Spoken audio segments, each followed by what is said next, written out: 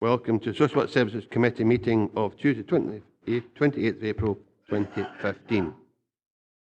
Can I remind members that this meeting will be recorded and may be made available for public listening? Lucy, can you give us Sederunt and Apologies, please? Good morning. We have 16 members present. We are quorate. We have apologies from Councillor Karen Crothers, Councillor McGregor and Councillor McCutcheon. Councillor Dick and Councillor Scobie are not present but may be along in a moment.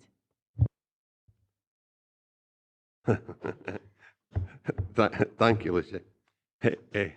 Any member have declarations of interest in any items in the agenda today?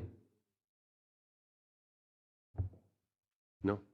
In that case, we'll go to the minute of the meeting of 24th of February 2015. Is that a true record of the minute, and are there any items you wish to raise on the minute? In that case, that's agreed. We'll take that as a true record. There are two, before we go into the business today, there are two things I want to say. I presume every member received the email that there were 3 pages missing from the colour business plan that we received. So I presume each member has either had the opportunity to get them and print them off, or they have them on the original document. That's it, Andy. Aye. So okay with that. And the other thing is I have one small item on any other business, but it'll be, I can assure it'll be very brief.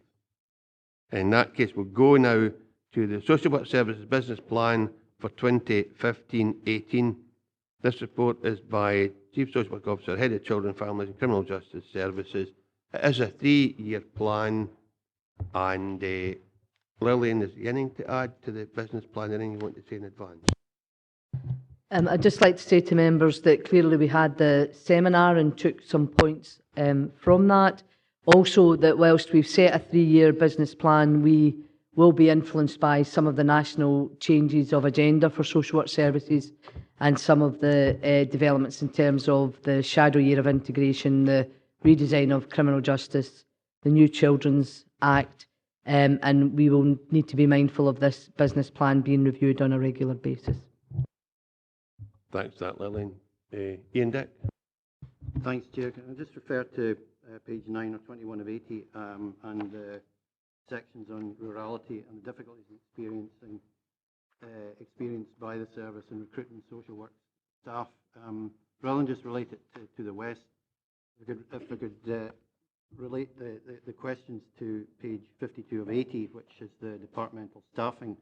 Can you give us an idea of what the spread of the 93 vacant positions are throughout the region? There are 26 in 10 to 12 and 63 in 0 to 9, which I'm assuming are the care coordinators. Probably do a lot of the sort of lifting, if you like. But could you give us some information on that? Lillian, can you just as well maybe tell members what you're doing to address the issues about recruitment in the West? I think that would be helpful as well, Ian. Yeah. And throughout the region as a whole. As well. I know there's a particular problem in my region, but obviously this pertains to, if you look at the age bands, which will probably be dealt with later on, I think it's very important. Lillian, if you don't mind, please. If I could just start with some of the difficulties that we've faced in the West in terms of recruitment. We are currently, along with colleagues in the health service, developing a positive advert to go out for recruitment. So rather than doing the general advert that we would do, we're doing one along with colleagues in health to raise the profile in terms of being able to come and work and reside in the Stranraer area in particular. And we're hoping that by doing that positive national advert, which will go to the whole of Scotland, but also down to the north of England, then we may be in a stronger position to recruit. We're having a look at some enhancement in terms of maybe some support, supporting particularly newly qualified social workers with some assistance perhaps in housing or rent, etc. So we're being proactive in terms of trying to raise the profile of the region. We're also taking some steps to currently cover some of the challenges that we've got in Stranraer in particular, where we've redeployed staff down to work for a short period of time to try and resolve some of the outstanding issues, which would then, we'd be positive that it would make it a more attractive team to go and work in. We do certainly have some issues down there in terms of meeting the demands of the service with a significantly high workload. So we're being proactive in trying to address some of those issues for the West in particular. Overall, the region, we obviously have some vacancies at the moment. A significant amount of these vacancies have come about as a consequence of the new structure that was passed before the current senior management team were in post, and we've slowly been working through trying to resolve some of the issues in terms of vacancies. We've deliberately started at the top of the structure to work down, so we are now beginning to recognise that have we got the workers in the right place to meet the service. And part of the review of the service was making sure that we weren't filling posts in areas that actually had enough in terms of capacity, and we've been transferring some posts around within each of the localities. So some of these vacancies are as a consequence of us actually holding them back until we were clear that we had the right staff in place. And we have recently had quite a significant recruitment drive, and indeed we've got a number of interviews scheduled for the week commencing the 8th of May. So we will fill a significant amount of these posts. Some will be part of our ongoing review of the structure in the service. I hope that answers the question, Councillor. Happy with that, Ian. Okay, Councillor McKee. It's just along similar lines. Where are we with the Grow Your Own? And I appreciate that what Ian Dick's talking about is maybe an important or a need that's required at the present moment. But I know from the past that there was a number of assistant social workers took the chance to improve themselves and become social workers. Where are we with that, and could we increase the intake from the West, given that they're more senior people and they're more likely to stay there? Lillian. Yeah, Councillor McKee, we still run the Grow Your Own scheme. It's clearly currently under review, but we have recently established more robust links with the University of the West of Scotland.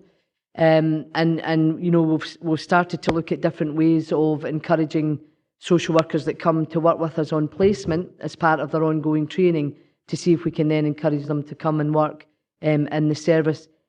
Clearly, as I think we make progress in the service, then we would hope that we would be able to encourage others to come and work in Dumfries and Galloway. We still have to deal with some of the external scrutiny that has not been positive. So when people when we advertise and people do a bit of research into what it would be like to work in social work in Dumfries and Galloway, at the moment there's still some negativity, and we need to try and overcome that by being much more proactive and raising the profile of the service. So certainly a bit of work ongoing with our colleagues at the University of West of Scotland to enhance the amount of students that we can try to encourage to work with us, and the Grow Your Own system remains in place. Whether we'd be able to increase that capacity in the current financial situation is something that we need to continually review, but it is certainly available, and we will be looking to encourage those that currently work in the west of the region to make application.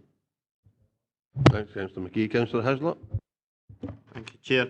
Just with the Stranraer area, do we have a higher turnover of staff there where they maybe move from Stranraer back to Dumfries or something like that because they're looking for the bigger areas rather than staying in a rural area?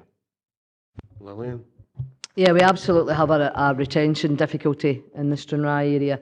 There's a range of reasons for that, and certainly people wanting to move back to the Dumfries area where they've got better public transport access, for example.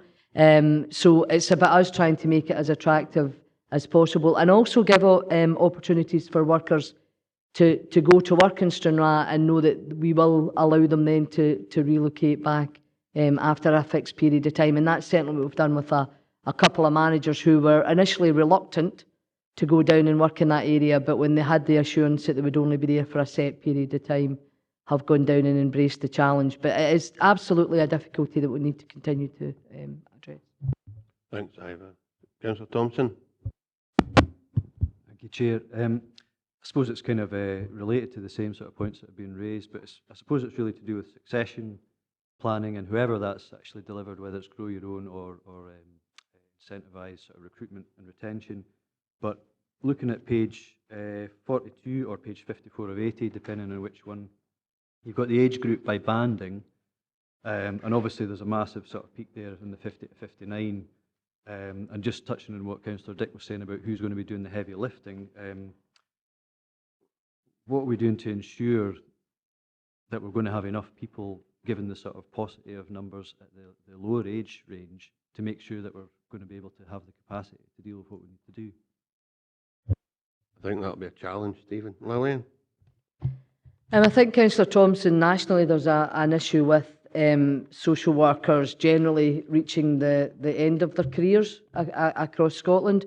And certainly at a national level, Social Work Scotland are extremely active in trying to encourage people to come into the profession. But it's a profession that always has struggled to retain numbers, and you know, the colleges and the universities continue to run the courses to capacity, but it's actually encouraging people to come and work down here, and we need to try and have a much more robust process for encouraging people to come.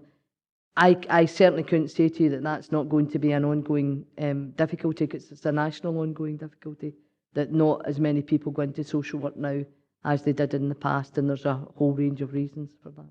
Not a desirable profession sometimes. Stephen, did you want to come back? Thank you. Now, as I understand it, I mean, there's social workers and there's social work staff, but there's also like care coordinators. So would the same apply to care coordinators? Because obviously that's an area as well. Lillian? We certainly have more success in recruiting non-professionally qualified social work staff. But again, you know, we're up against the challenges in terms of having the appropriate skills and people wanting to come into the area. We're more confident about filling those that we would refer to as paraprofessionals, which would include your care coordinators, than we are in terms of social works, qualified social workers. Part of our process is looking at is there different skill sets that we could use for different jobs, so that we keep the social work staff specifically for those that require the qualified social worker. And that's an ongoing review of the service. Thanks, Stephen. Councillor Mail? Thanks, Thanks, Chair. It's actually back to the Stranraer situation, because I remember 8-9 years ago, the big problem was staff going into Ayrshire. And we did have an enhancement scheme in place that was coming to an end, and it was working. So I really think we've got to look at whatever we need to do in the Stranraer area to make sure, because I know the concerns that were there then, that enhancement scheme was going to finish, and we were actually going to lose workers straight across the border into Ayrshire. And I would still see that probably as one of the issues we've got, that we're too close to the Ayrshire border. There's maybe even a more attractive salary in Ayrshire for them, and I think we really got to match and do whatever we can to make sure that is nullified, because it did work, and I think it could work again if it was brought in.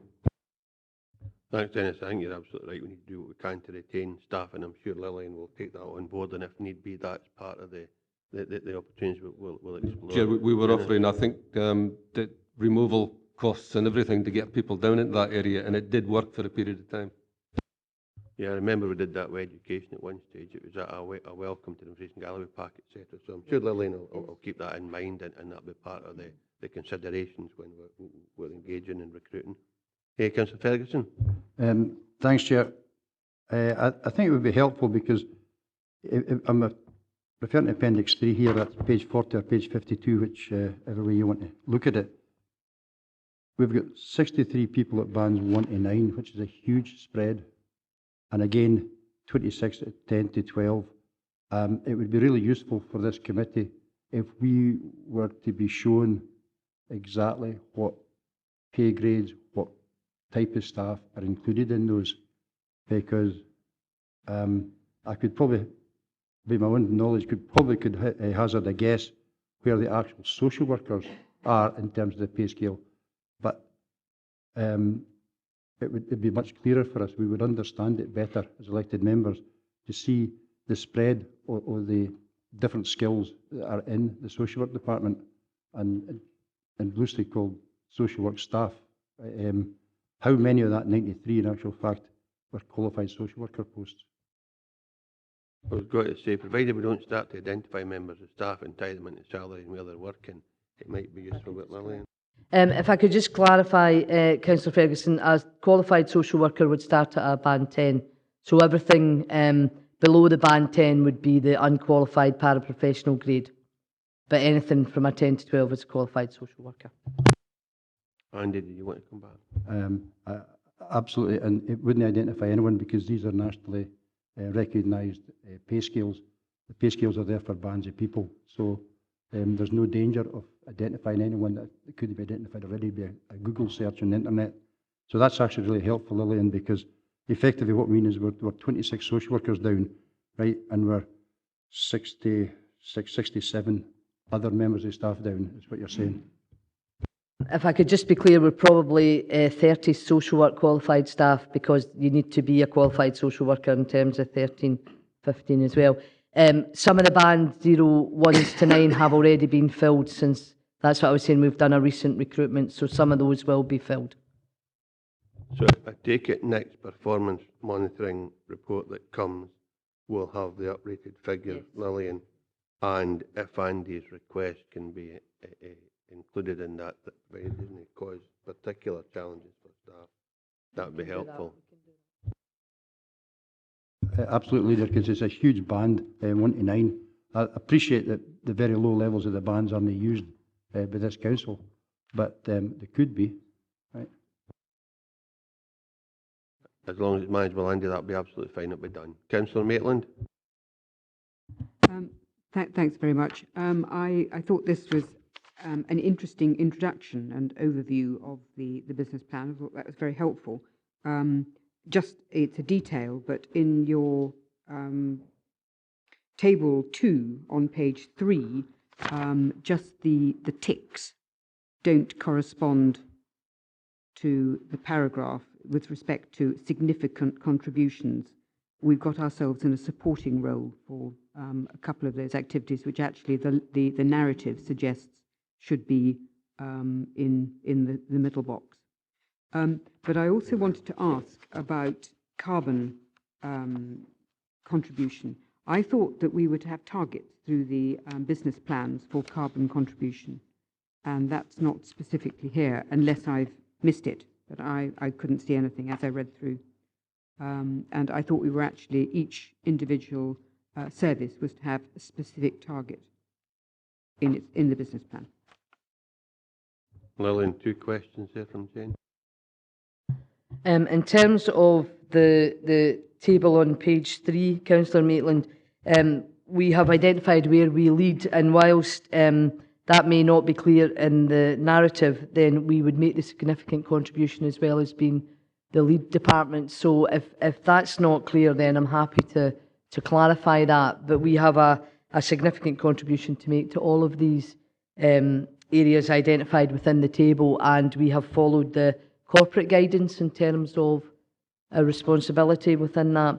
The carbon area, we haven't included that, and again, we can reflect on that, but we've taken the guidance from corporate in terms of that. So I'm happy to go back and add an element of the carbon issue. Happy with that, Jane? Well, I don't want to do anything out with the corporate proposals, but I seem to remember that we had carbon targets which were to come through the business planning, and it was to be incorporated into the business plan. I'm happy to take that back and confirm that, but we haven't been given that confirmation as it stands. But if we have missed that, more than happy to include that. Are you happy, Jane, that if it's required, it's included? If it's not required, the report remains as is? Well, I'm sure that's the case. We'll have to deal with it in a different way, but I believe that we made that commitment. Thanks, Jane. Councillor Dick? Thanks, Chair. Just going back to page 9 or 21 of 80, and the paragraph on integration of social care, there's statistics there for the growth of older age groups. Can I ask if has lifestyle been factored into these things? Because probably most of our older people have come from the war generation, when people are generally fitter and had a different diet, whereas, as we're all probably aware, the issue of obesity and the type of diet that and possibly lack of the sort of exercise done by some of our older residents is presenting a problem to the NHS. It's generally all over the media. Has that been factored in when these projections are made? And just something completely unrelated, if I could just ask, the back of plan there, the property portfolio, we're still seeing 39 Lewis Street in Stranraer appearing, which was subject to a strategic budgetary decision in 2012-13. Why is it still on the register? Lillian, can you address both questions, please?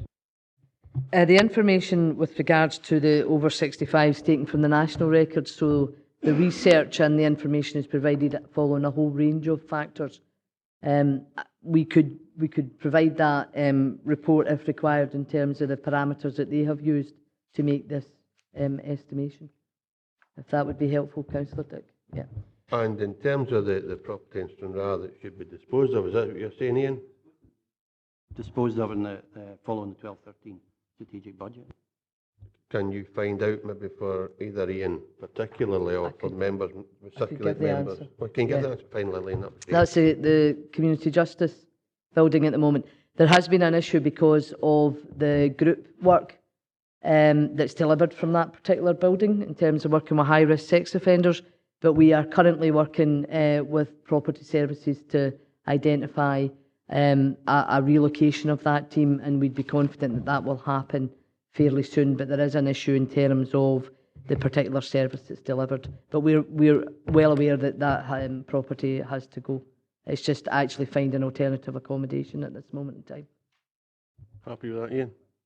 Councillor Crothers? Thanks, Chairman. A question for Lillian in regards to page 43, and it goes over to page 45. I just picked up, it's a wee bit similar to Councillor Dix in regards to asset management. I see there's, in Annandale and Eskdale, we've got 2 properties. In this deal we have 10, Stuart we have 5, and Wigtonshire we have 7. I wonder if there's something we're doing in Annandale and Eskdale that we're not doing anywhere else, where potentially there could be savings through the asset management plan. Lillian? We're certainly working with colleagues in property services to rationalise the facilities that we currently use within social work services. We are undertaking a review of the use of all our buildings, and we absolutely accept that we could have fewer properties across the region, and we do need to rationalise and be delivering a more effective service. We're looking at mobile and flexible working, and we're certainly looking at a significant amount of relocation for some of these properties. Absolutely agree. Thank you. Councillor Yan? Thank you, Chair. On the same page, page 55 of 80 and page 57 of 80, on criminal justice, you mentioned about sessionals under comments, and that you have 8 social worker on that. Could you expand on that? What does that mean, sessional? On both. Lillian? Thank you, Councillor Yin. Particularly with community payback, it's very difficult to project the amount of hours that we will be required to deliver in terms of unpaid work. So those community service payback officers, supervisors, are those that would be taking work squads out, and they work on a sessional basis so that we only are required to use them as and when we have an increase in the number of hours that the court have imposed on particular offenders. So that's to give us the flexibility. You would never have a set amount of requirement for a particular amount of community service supervisors over the year, so it gives us the flexibility to use them as and when, and they're on sessional contracts. You want to come back, Councillor Yan? Thank you. Are any of them on 0 hours contract or temporary contract? Lillian? They are on 0 hour contracts, yes. Yes. Thank you. Councillor Thompson? Thanks again, Chair. Just to echo Councillor Maitland's point about the table, that's page 3 or the 15 of 80, it actually specifically refers to making a significant contribution for a number of those, particularly 1.2 in Build a Local Economy, and there's a couple others, 2.3, 2.4, 3.1, all of which are sort of referenced later in the same bit, if that makes any sense. So it's just, I think the table should reflect the narrative or vice versa, rather than 2 completely different things. I don't know if that's been picked up already, but if that could be reflected, perhaps. The other point, which is probably less pedantic, actually, it was to do with part 6 on page 11, to do with assessing and responding to customers' needs. obviously this is looking at the sort of co-production, if you like, engagement with service users, etc., and developing approaches. But then in the subsequent page, it goes on to look at developing more systematic approaches, etc., in order to better deliver the service in a more sort of targeted way, I suppose. But at that point, it seems to remove the service user from the equation altogether. So I'm just wondering, is there any way to ensure that the service users are actually embedded in the process rather than just like the University of West of Scotland practitioner, researcher, etc., because it's almost taking the service user out of the loop at that point, so it may be a benefit to actually keep them in. And the other thing, if I can just find it, which I've lost it now, if you just bear with me. Oh yeah, it's actually on the performance indicators. I noticed on report 5, we're looking at reviewing care plans on the anniversary to ensure that that's reviewed sort of on an annual basis. But would it be helpful maybe to include number of care packages yet to be reviewed within 1 year as an actual indicator? It might be easier for members to digest in future. Well, Because obviously if we agree the business plan now and then we do that after, we've kind of missed the chance to put it in the business plan. But, you know. business plan will be reviewed annually anyway, or periodically, but aye, Lillian. If I could just take each point individually, the table is as the guidance from the corporate overview template. So if it doesn't fully reflect within the narrative, I'm certainly happy to add a bit more, but it should reflect between the two, the narrative and the table. In terms of the care plans, the actual item 5 is about the financial review. Care plans are required statutory to be reviewed every year. So that would be part of our statutory duty to do that, and certainly happy to reflect that in terms of care plans, if that's required. I'm sorry, I've lost the third point. Just remind me quickly. That was to do with the service user and the co-production in terms of developing the framework. I think what we're trying to reflect here is that for some of our service users, they would not view themselves as service users because we have a statutory responsibility to work with them, and that may be under child protection or criminal justice or adult protection. So whilst we would seek their views, it wouldn't necessarily influence how we would deliver the service. So we're trying to get the balance for those service users that would wish to make a contribution in terms of how their service is delivered, and some that we are required by law to deliver a service with. Stephen? Happy with that? Good. Councillor Maitland? It's on page 30 or 42 of 80. A performance indicator. The performance indicator here suggests that carers and young carers get the support they need, and the initial measure will be the number of carers receiving support. I think I'd be interested in knowing that as a percentage of the young carers have been identified. If it's simply a straightforward number, I wouldn't know whether that was 100% of carers were receiving some support or 2%. Lillian? Certainly happy, Councillor Maitland, to give you much more detail when we actually report back on the performance, for a fuller breakdown. Happy with that, Jane? Councillor Ferguson? Thanks, Chair. Just a couple of things. You'll notice I'm focusing on our best asset, and that's the staff. When we do that piece of work you agreed to do, Lillian, it would be actually really helpful, again, if we knew which service area we're talking about, where the vacancies are, particularly as we're heading towards an integrated world, and I would hate to see us transferring empty desks, being a wee bit melodramatic, but you take my point. If there's vacancies in roles that I've got to transfer or come under the auspices of the new integrated joint board, it doesn't all go well for that process. The other thing was, I can't see where the joint commissioning team comes into this. Are they built in? Again, that's page 40, and we've got adult services, children and families, criminal justice improvement team, resources and strategic planning. Are they built into that there? They're under adult services, that's fine. Thanks very much. And the last bit, I'm maybe not following something here, but in that part, we got the first two boxes, integration target time 31st of March 2016, and then the transfer of CJ back into our own arrangements here the same date. But I thought the CJ thing was 2017. So are we going to be finished the process of the transfer of CJ, given that on the 1st of April 2016 it'll be a legal requirement to have that rather than just a project, a target? Or is that the end date and one's a project, one's a target and one is an end date? Give a wee bit of clarity on that. You have two issues, Lily, and whether or not you get additional information for Andy and that request about the date. Certainly happy to give you the care group breakdown in terms of staffing. The shadow year for the return of the criminal justice to the CPP commences the 1st of April 2016, legislation permitting, and then it should be fully implemented for the 1st of April 2017. And if that's not clear, we can certainly make that clear within that proposal. Andy? Thanks, Lillian. I think I was fairly certain that's what the answer you're going to give me, but we've got a target and we've got a projected end date, which is a KPI target and an end date.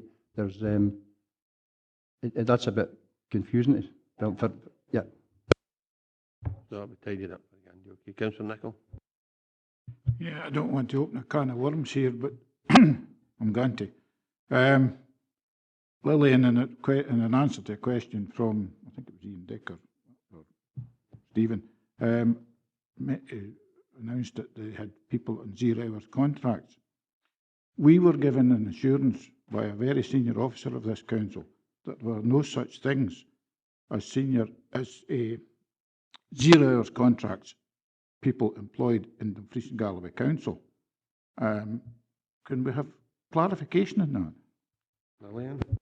I think a number of our sessional workers are registered to work with us over and above their full-time employment. So they do, for example, we have a number of community service sessional workers that are also prison officers, and they do this as an additional job, but they're not employed with us either part-time or full-time. And those sessional workers are flexible workers, so they're on a register, so that's not their employment. They're registered to do additional work with us. And it's certainly not something that we, it's not exploiting at all in terms of these are people that have other forms of employment and they do it as an additional part-time work. So we certainly have, my understanding is there's always been a sessional register in Dumfries and Galloway for community payback supervisors and community service before So you've that. opened a can of worms, Graham. Can you just clarify then, Lillian, that we do not have any individual who relies solely on Dumfries and Galloway Council for their income who is on a 0 hours contract? No, that they're registered sessional workers, that's not their main employment, yeah. So sorry if I've been confused with that. Graham, do you want to come back? Right. Okay, if members are happy then, and we've certainly given this particular agenda item a good airing, and it's heartening to see that members are enthused by it. Can we go to the recommendation? Members are asked to agree the Social Work Services Business Plan for 2015 to 2018 attached as the appendix, including the targets proposed for indicators and dates for projects, subject to any additions or amendments at the meeting. There have been none. Happy to agree that? And note the arrangements for performance monitoring and reporting as set out in paragraphs 3.4 through to 3.8. Noted. Thank you. Thanks for that. We then go to item 5, financial assessment and ability to pay. We have members of staff here to answer any questions that may be asked. Angela and Sean's here as well. Anything to add to the report, Angela? Just to say that these are two items where we are asking the committee to note an improvement in processing to tidy up the processes that we currently or previously have used. The first is to assess the financial assessments and reassess on the anniversary of care packages rather than try to do everybody at the start of the financial year and create a backlog which can lead to service users receiving bills for backdated charges. And the second is another tidying up in line with the new direct payment contract to make sure that in every case, when we provide our contribution to service users, that that's net of any contribution that they've been assessed as having to pay. So we don't confuse service users by then trying to recover their contribution from them. Thanks, Angela. This will both benefit the service and benefit the client or service user. Andy? Yeah. Councillor Hasler first, but it's happy to forego that. Andy, You're you right, then, Elsa. Councillor Hasler. Okay, thanks very much. Thanks, Ivor. I'm actually pleased to see this. My only slight worry is that it's been done annually, and that could almost become like a barrier. And I just need some assurance here that if somebody's circumstances change, they can get reassessed. Because if we create a policy, it's got to be done annually, it will be done annually. And you could win the lottery tomorrow and then have free care for a year, if you're with me. Yep. That's a good point. Andy, Angela? No, absolutely. This proposal is in relation to the routine reassessment, and anyone whose circumstances change would automatically be reassessed at that point when we have that information. That's what I'm saying. Could it be clearer just a wee bit, and so that's made crystal clear to people, because when we get into this and we sometimes get externals going through this with a fine-tooth comb, if there's a loophole, they will use it. Angela, can you ensure that the paragraph is rephrased to reflect the point Andy's raised, because it's a very valid point? Yes, by all means, we'll make that clearer. Yeah. Thank you. Councillor Hasler, apologies for the last time. No problem. It was just similar lines to Councillor Ferguson. I welcome this report. I think it's good that we are looking at processes, both to aid the user and the background staff, to make sure that we're not overburdening them. So just welcome the report. Thank you, Councillor Hasler. It's good to have a good news report now and again in the papers before us. If there are no other members, can we go to the recommendations? Members are asked to note that the Financial Inclusion and Assessment Team, FIAT, will financially assess on the anniversary of the care package. And note that Social Work Services, SWS, will deduct the ability to pay from source to service users receiving individual budgets through options 1 and 4 of the self-directed support legislation. And if Councillor Dick wanted to come in just before that second part's agreed. Sorry, Chair, I just wondered if it would be more appropriate to say on 2.1, financially assess no later than the anniversary of the care package. Would that be a bit more helpful? Angela? Yes, it would, and that would be part of the clarification, so we can make those amendments by all means. Yeah. So again, that's something you'll amend, Angela, Yes. as a decision of the committee without having to rewrite the report. Okay. Members happy to note the second element? Thank you very much, members. In that case, we go to item 6. Graham O'Brien's is here to talk us through this report. It's Beeswing Intensive Supported Living Service. Graham, do you have anything to add to your report? Nothing, Chair. Just happy to take any questions that members might have. Thanks, Graham. And again, it's a very positive and good news story. So we have Councillor Dick and then Councillor Ferguson. No, just to say that very much welcome it. I know it's subject of discussions between the SNP group and Lillian as a method of probably bettering the outcomes for children within our region rather than out with region, because I think, and I certainly agreed with the statement from the Chief Social Work Officer, that the outcomes for children are much better when they're closer to their homes and their home communities. So welcome it. Thanks, Ian. Councillor Ferguson. Yeah, thanks. It kind of said actually, but it's adults and young people, so totally supportive of this, and there's been a tremendous piece of work behind the scenes here, because this has gone through with a minimum of disruption, and we've now got a community up in arms about it, which could have been the outcome, but I'm delighted to see this. Thanks, Andy. I'm sure all members are. Councillor Maitland and then Councillor Stitt, is it?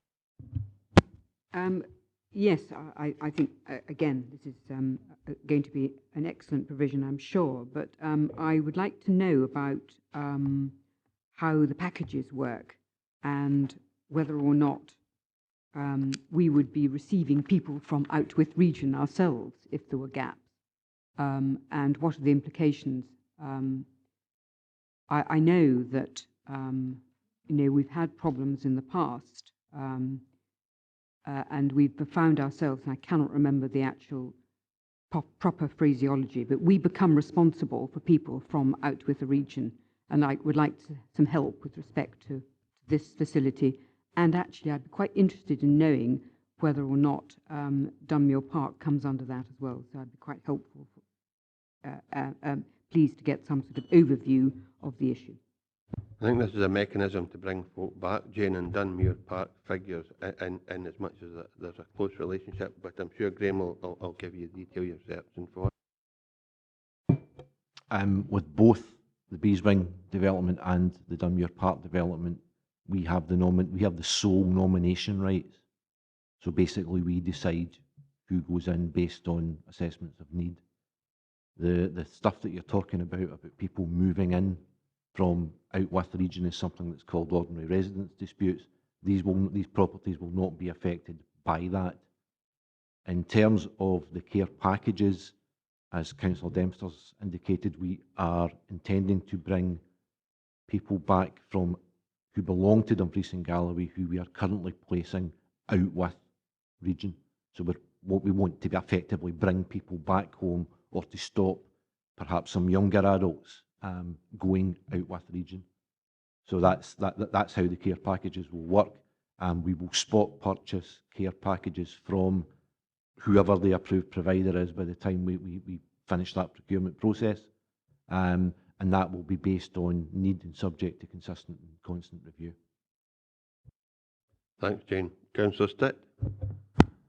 Graham, I'm supportive of this, but when this first came on the pipeline about 3 years ago, there was concerns, objections for a lot of the residents in Beeswing about traffic congestion, etc., etc. Has a lot of these been solved now? Graham? Yeah, as far as I'm aware, there are no objections from the community, and we're only talking about 5 houses and the staff that will be required to support the 5 houses. Given the Beeswing Training Centre as what it was, I can't see traffic being any more than that ever was. The houses have been designed very specifically around the needs of some of the people who will be going there. Some of them have got specific soundproofing that have been put in as an extra. So we do not anticipate any issues with residents as far as we are aware at the moment. I think as well I'd expect, although we wouldn't want to turn it into traffic managers, if there were an issue brought to Graham's attention, he would be able to deal with that, because we will commission the work and we'll be overseeing every aspect of the service that's delivered from Beeswing. Councillor McKee? I had it in my head that it was older people, but what kind of age would the youngest resident be in that facility? And around about noise and that, given it's a kind of standalone to a certain extent, so there's distance between the properties, so that should help as well. But the other issue, you're looking to pre-qualifying questionnaires and plan to go to full tender. And an external provider, could you just clarify why the council's not able to put in for that, please? Graham? Certainly, I'll answer that, but first, we do not have the expertise. We are talking about service users with very, very high-end autism. We're talking about service users with something called Prader-Willi syndrome. And none of our staff, not enough of our staff have an expertise in that would want to do this residential for the prices that we're talking about. So we've been through a very rigorous tender process with the help of upstairs, just to make sure that the people who we eventually end up awarding the contract to are absolutely on the ball and meeting the service users' needs. The youngest that we are looking at is potentially 16. The terms of the contract are 18, but with exception. So again, this particular individual would fall into the category of stopping them going out with the region. The other individuals that we've identified are all what we would describe as working age adults. So that's under 65. And in fact, from memory, the bulk are between 22 and about 38, I think. And I think the last point you made, it's a former school before it was a training centre, so there'll be a fair distance between that and properties. And I can't imagine there being major issues with noise when development of 5 properties and it's managed and the residents are cared for there. I just can't see that happening. Councillor Carruthers? Thanks, Chairman. A question for Graham in regards to, we've got 5 units here, and the demand's considerably higher than that, as far as I'm aware. It's near the 14 mark. So in regards to the service that's required, is this a project that could be rolled out further in Dumfries and Galloway, and is there any cost benefit in regards to this that could actually, almost like in a spend to save type of project? Graham? Certainly, Councillor Colours, I think as we go, particularly within the context of integrated joint board, we'd be looking to, I think, reanalyse all of the service users that we have out with the region to see whether it's possible to bring them home. Now, that could be separate developments in various parts of the region, depending upon the need of the people that are being expressed about whether or not that's possible to do in a core and cluster model such as this, or whether we have to do that through the individualisation and the absolute personalisation of packages to actually try and bring people home. But that would very much depend upon the needs profile and the risk profile of people that we currently have out of the region, or those that we might be considering that are making the transition between childhood and adulthood, potentially have to go out of the region. Thank you. Councillor Tuck, oh, you want to come back in, did you? Please, if that's okay, I'm not fully a to this. I'm just trying to understand, is there a cost benefit to the council in regards to this? Maybe not through, because it's self-directed support. Yeah. I think I would be reluctant to give you any firm indication that there's a cost benefit to the council. What I can give you an indication is that I don't think it would cost us any more, and I think the benefits would be to individuals' outcomes and to their families. Some of the people we are talking about here are in Dundee, they're down in Northumberland, they're all over the central belt, and as people get older and as families get older, it's more and more of an ask. We're committed to bringing as many people either back to D&G or keeping them in D&G and stopping them going out. That's our commitment.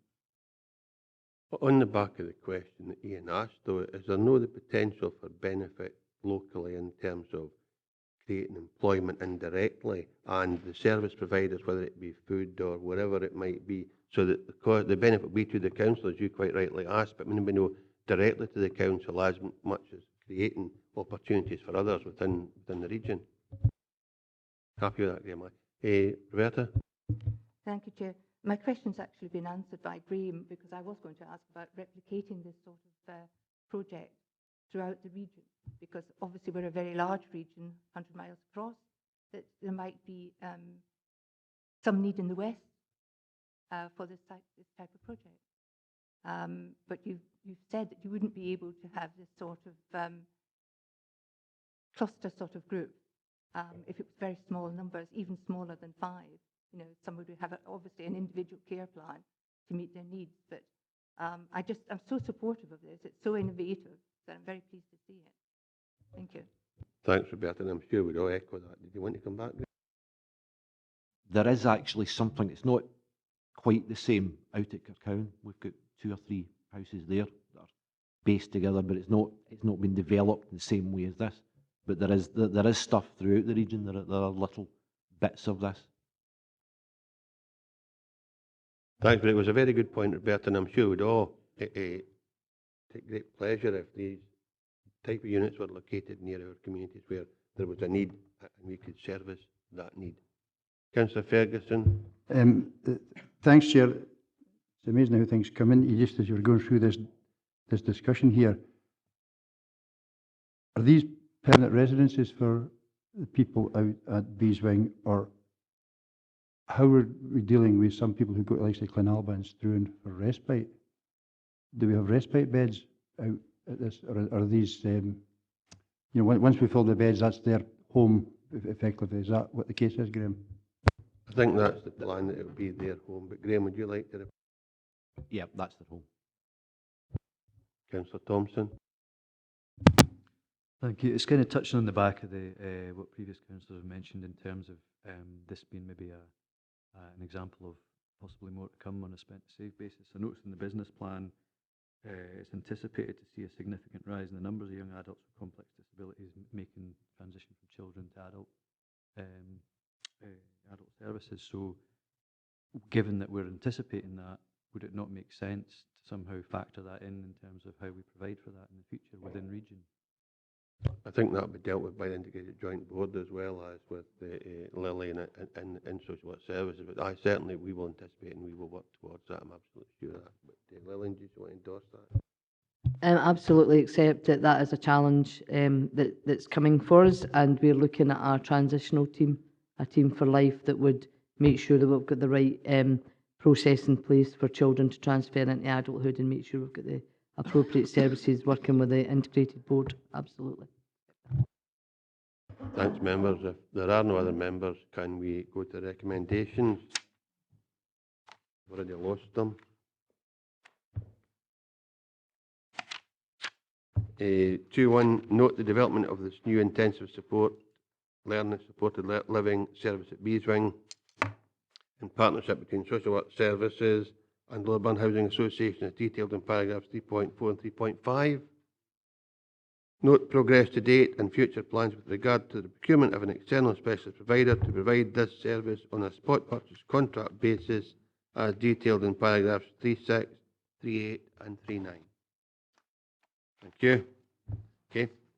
The next three items are for noting, but I'm happy to take any questions if they're general questions. Item 7, minute of the Social Work Services Subcommittee on 12th of March 2015. Note. Minute of the Dumfries and Galloway Adult Protection Committee 22nd of January 2015. Councillor Hislop. Chair, it's just more a general point in this one.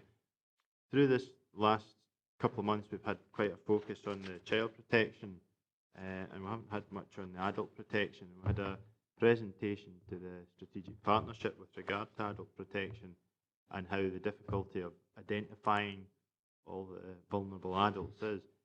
Could we maybe get something reported back either through committee or a seminar just to give us an update, because it hasn't been on the radar for a wee while, so it might be worth something. I'm happy to do it.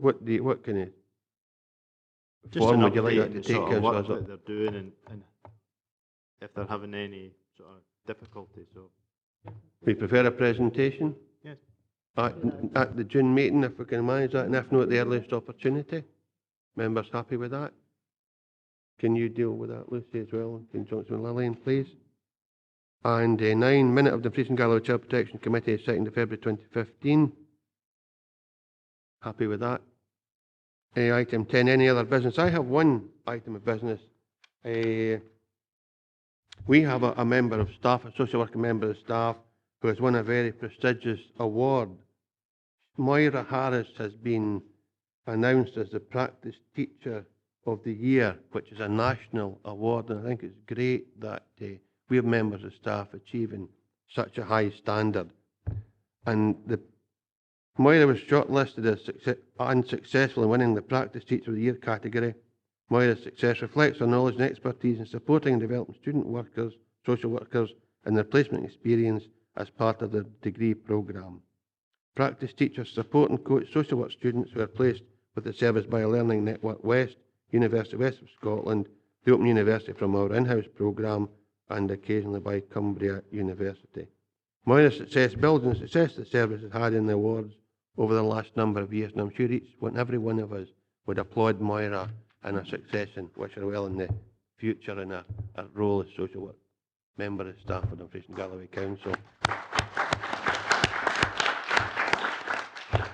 Thank you very much, members.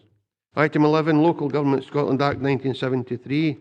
Consider adoption of resolution to exclude the public from meeting in terms of section 51A in brackets 4 of and paragraph 5 of part 1 of schedule 7A to the Local Government Scotland Act 1973. Members happy to endorse that proposal?